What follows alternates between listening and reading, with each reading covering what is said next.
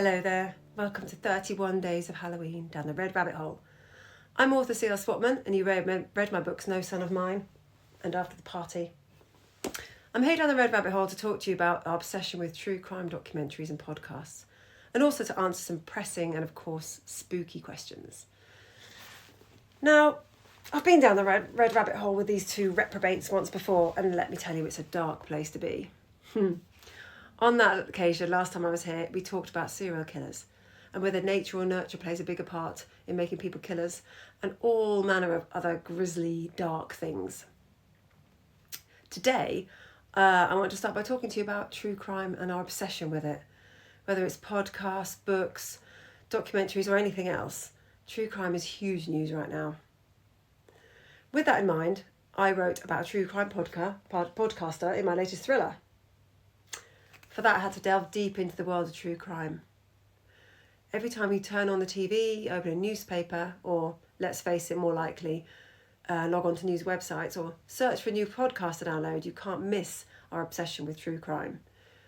Off the top of my head, I can remember documentaries on the Moors murderers Myra Hindley and Ian Brady, a TV series about serial killer Dennis Nilsen, documentaries about Fred and Rosemary West, Peter Sutcliffe, Harold Shipman, Jack the Ripper. The list goes on, it seems endless. But in fact, until I started researching this book, I hadn't realised quite how many hundreds, in fact probably thousands of true crime podcasts there were out there. There's everything from the UK-based true crime podcast to the US Crime Junkies, so many others in between. I remember as a child watching Crime Watch, which was much tamer, and going to bed absolutely terrified that the criminal was going to be upstairs in my room waiting for me when I went to bed. So why do we like to terrify ourselves with the stories of the terrible things people do to each other? Well, one argument is that we find it comforting, almost, to know that we're safe, that this has happened a long way away from us, in a place we don't know, to people that we've never met. So that helps us to feel fine. And in fact, evolutionary psychologists also believe that we're drawn to these stories because murder and rape have always been a part of society since we were cavemen. It's natural for us to be highly attuned to criminal behaviour and for us to want to know who, why, where and when these crimes have occurred, so that we feel a bit more in control. Perhaps, the thinking goes, if we can recognise a killer, we can keep ourselves and our loved ones safe from harm. It's also fascinating for us to see whether we can work out who done it. You know, just in the same way we do with fictional murder mysteries, so we like to do the same with real life cases. Perhaps it feels just as detached from our normal lives as the fictional cases do, so it doesn't scare us as much as perhaps it probably should. But at the end of the day, we're nosy buggers, us humans, and for most of us it's just in our nature to want to know what's going on in the world around us, good and bad. Patricia Bryan, who is a professor of law at the University of North Carolina at Chapel Hill, says that the appeal of sensationalist true crime podcasts and TV shows and everything else lies in their structure as a mystery with the killer's identity being revealed at the end. She says that it's escapism and entertainment, and it speaks to the same part of people's brains as the part that wants to go into haunted houses and scare themselves or ride roller coasters.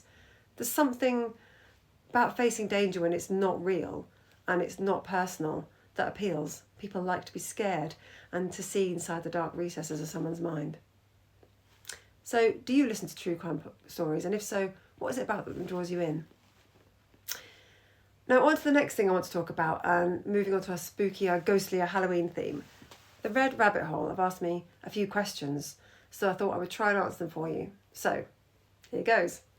Now, the first question they've asked me is, where is the creepiest place you've ever visited? Well, I've been down the Red Rabbit Hole before, and that was pretty dark. But generally, I'm actually a bit of a wuss when it comes to going to spooky places, so I try and avoid them as much as possible. But I do have a story that my granddad told me a few years ago. Back when he was a salesman, he used to travel around the country and stayed in all sorts of hotels for several nights in a row. On one occasion, he stayed in an old hotel in the middle of nowhere in the Cambridgeshire Fens, all low ceilings and wonky floors. "You're in room 15, the friendly blonde lady on reception said when he arrived. "Thank you," Grandad said, and made his weary way up to his room. But as he turned to go, the lady said, "Be careful of the ghost in room 15, won't you?" "Sorry," my Grandad said. "Oh," the woman said, "didn't you know about the ghost in that room?" Listener, He did not know about the ghost in that room.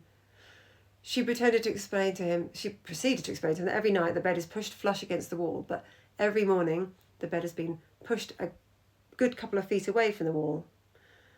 It doesn't matter how many times you push the bed back again, it will always end up back away from the wall in the middle of the room.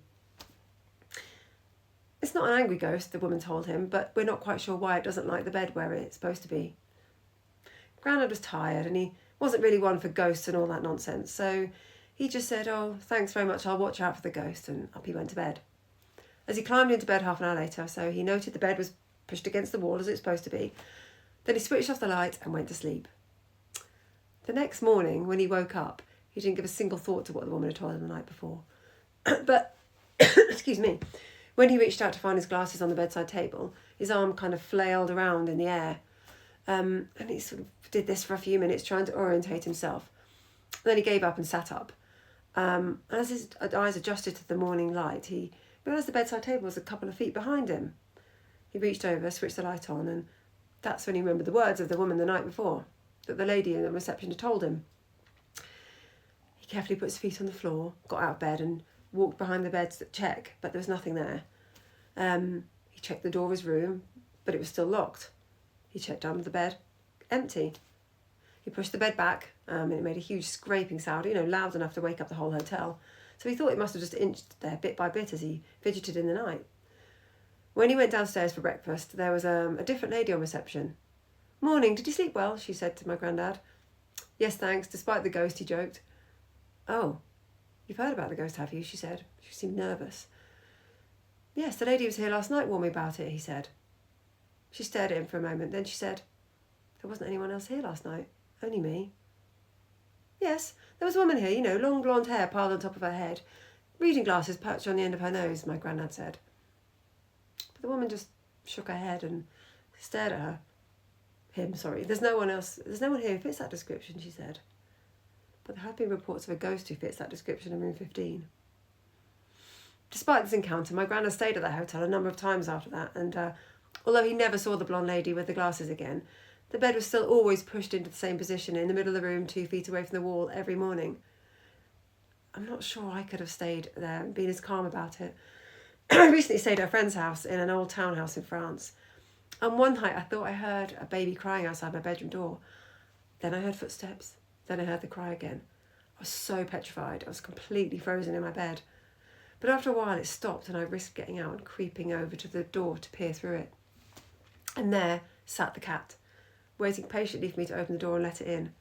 Honestly, I was shaking so much I dread to think how scared I'd have been if there really had been a ghost standing there. The next question they've asked me is, can you tell us about an urban legend that speaks to you? Well, where I live in Hertfordshire, there's all manner of strange goings-on reported. There's a hill a few miles from me that if you stop at the bottom and turn the car engine off, the car allegedly rolls up the hill. I was told this story as a teenager, that a woman had had a car crash there years ago and that she's trying to push the car back out the dip and back up the hill away from danger. Of course, as a teenager, I found it fascinating, so we used to go and park there and see if it works. It did, and we totally terrified ourselves. There does seem to be some sort of logical explanation for it involving gravity and the slope of the road, but I'm not sure I'm as interested in that as I am in the ghost one. I think I prefer the ghost story. There's also a place near here called Devil's Bridge on Spooky Lane. I don't think it's actually called Spooky Lane, but it's just known as that. The sunken Roman road has kind of a bridge at the top, and it was built by the Duke of Bridgewater. It was a carriageway to the nearby Ashridge house. And it was said that he had the road sunken so that he could hide the lady of the house from stares of peasants and non-noblemen. Whatever the reason for it, in its history, there have been plenty of tales of ghostly goings-on in and around the road and the bridge, including sightings of a robed silent monk walking along the road and a Roman soldier standing guard. People have also reported that their cars break down when they're anywhere near the bridge, and then they start to work again once they've moved off. And there have also been reports of strange noises and mysterious red lights coming from the surrounded area, although I kind of feel as though there may be a slightly more insalubrious explanation for this part of the story. They've also asked me what my favourite horror film is, and it's, of course, The Shining. It's slow and creepy and makes me shriek with terror. Blimey. All this talk of ghosts and serial killers has got me all freaked out now. I hope it's helped you to get in the Halloween mood. Let me just tell you a little bit about my latest thriller. It's called After the Party. It tells the story of 5 friends who, in the summer of 2005, go to a party in a park. But when the night comes to an end, there are only 4 of them left alive. Over the next 20 years, they try to put it behind them, but then top crime podcaster Hannah Hastings dredges up the past when she decides to investigate what happened that night 20 years before. The trouble is, the deeper she digs, the more their lives are in danger, because someone out there doesn't want the truth to come to light. But will they discover the truth before someone else gets killed?